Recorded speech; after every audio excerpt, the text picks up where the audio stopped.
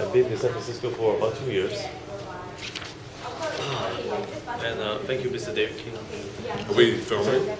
Yes. What will happen is you just look at the camera for a few seconds. Let me introduce you, and after that's done, I'll turn my head towards you, and we just talk like friends. Like friends. We are friends, actually. Absolutely. We are friends. Absolutely. Look, the word is like we're living in the world of friends. Hi, welcome to the National Quiz.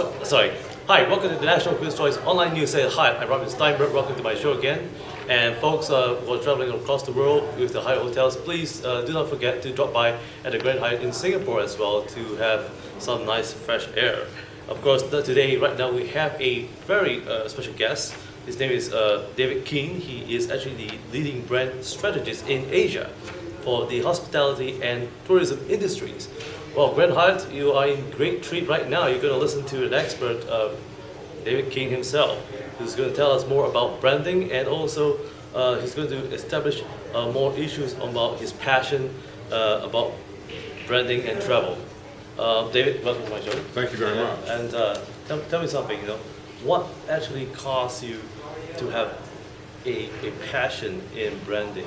Because I believe in the soul I believe in finding the soul of every identity, person, entity that I'm involved with. And obviously we're involved in destinations, in cities, in a lot of tourism, hospitality organizations.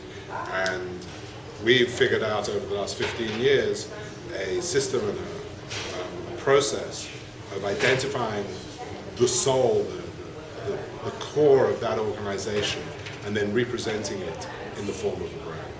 Now, how important is a brand for the tourism sector, especially hospitality, like hotels like the Grand Hyatt, and as well as you mentioned today, the Crown Plaza and so on?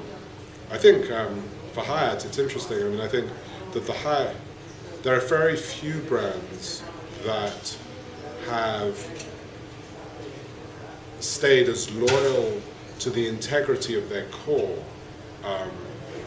as Hyatt. Hyatt, if you say the word Hyatt and I use this in my presentations, if you say the word Hyatt, Hyatt stands for design, it stands for service, it stands for integrity in the hospitality industry. And it doesn't matter if it's a Hyatt Regency, if it's a Hyatt Place, if it's a Grand Hyatt, or if it's a Park Hyatt. The brand Hyatt is the perfect encapsulation of what we call vertical integration of brands. Wow. Now, what does the brand in leadership mean to you? Because you emphasize leadership, and it's very important how leaders have to evolve with time, especially with the brand. I believe that in most cases, a brand should have a hero. Not in all cases, but in most cases, a brand should be led by a hero, a visionary, a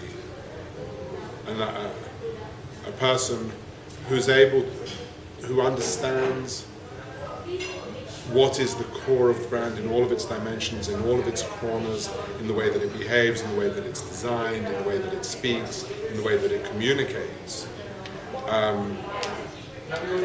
But that leader, as I was saying in the conference earlier, that leader has the ability to add a little bit of angel dust, a little bit of something special that's going to create the definition and the desire, both amongst all stakeholders within the brand and the consumers themselves.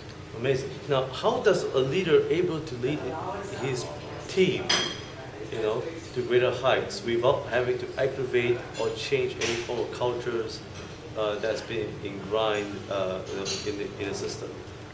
I think that, and I mean, it's a great question. It's a classic example of when new leaders come into brands or into any organization, how do they manage change?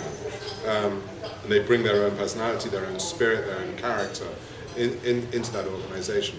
Someone once told me, I don't know, a long time ago, about 10, 15 years ago, that when you go into a new organization, you should spend the first 6 weeks walking around and not saying more. Is that true? And I think there's a fair amount of truth to understand. It's extremely difficult to understand culture. We in the work that we do everything around culture. Everything is about the definition of a culture of a brand. And if we imagine the Singaporean culture, or the Thai culture, or the culture of IBM, or of Hyatt, or of any organization, that culture is complex. It can have a leader, it can have a personality, it can be a democratic, we often talk about political culture, whether the organization is run democratically, whether it's totalitarian, whether it's I was in the Maldives recently and I was talking to a group where the leader wanted to be known as a benevolent dictator. Now, rightly or wrongly, I'm not, but he was very honest with himself and he described himself as a benevolent dictator. You have to understand the democracy, you have to understand the socialization, the political nature of the brand.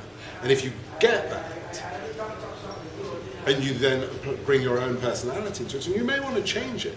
You may want it to be democratic or leadership driven or whatever it is, but that sort of change comes extremely delicately and with a great deal of care. Oh, amazing. Now, speaking about a great deal of care, you've ventured into travel as a writer in the past, and apart from consultations and so on. What advice would you give for industries who are trying to maintain their brand? And yet, I saw your presentation about Coke and the rest of the passion that you have described. What sort of advice would you give to new leadership who are trying to adapt to a new environment, who are trying to get their people, their team to adapt to their own leadership ways and also evolve the brand itself to greater heights? To know their market. I mean, and when I say know your market, know your stakeholders, know your environment, understand the political, socio-political environment, understand the economy, understand everything, or as much as it's possible to do, about what your consumers want. It's basic marketing. It's, when we talk about the new Coke, the 1985 debacle of Coca-Cola, when New Coke was launched in the US, somewhere along the line, Coke had not figured out, or they'd been misled into believing that their consumers wanted a revisionist drink, a revised drink, a different tasting Coca-Cola. And their consumers didn't want that. That's not what they were looking for. Their consumers loved the original drink. If it's not broken, don't fix it. I mean, if you have an economy that's working, if you have a product or a destination brand or anything that's not broken, don't fix it for the sake of fixing it. Evolve it, innovate, manipulate, manicure it, look after it. Look at, as we were discussing earlier today, look at the future, look at how social media is going to interact with it, look at how it's going to be perceived by the younger generation. The brilliant thing that, or one of the brilliant things that I was talking about earlier when I was talking about the brand UK, the brand Britain video, the opening ceremony, where it culminated in this multicultural extravaganza of what British society is today, and it's driven by a generation which truly is multicultural. It's the ethnicities of the people in the culture are entirely different from the generation of the ethnicities in the generation where I was brought up there 40 years ago. So you've got to know what they want and how they're reacting and how they're communicating and how they're connecting. Now, what is going to be like for the social media in the next 5 years?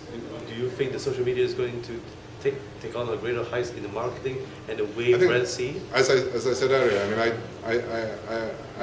I do believe that when entities such as Facebook, particularly, have grown and escalated in value to the degree that they've grown, it's like a foreign currency. It's an incredibly volatile unit, and that volatility has ups and it has downs. And as we saw today, today's value of Facebook is less than 50% of what it was marketed at a month or so ago. There's absolutely no question on my mind that social media will become more privatized. That this public face of social media, where there's no privately held views, where Google knows where you go, what you do, all of these kind of things. I think that there's going to be more controls in social media as we go on. I also think it'll be more harnessed, it'll be more focused, there'll be much more specific groups. But social media is here to. Social media as a form as a form of communication is here for the long term. And once again, thank you for expressing the views on the long-term perspective, and also on the tourism and hospitality industries.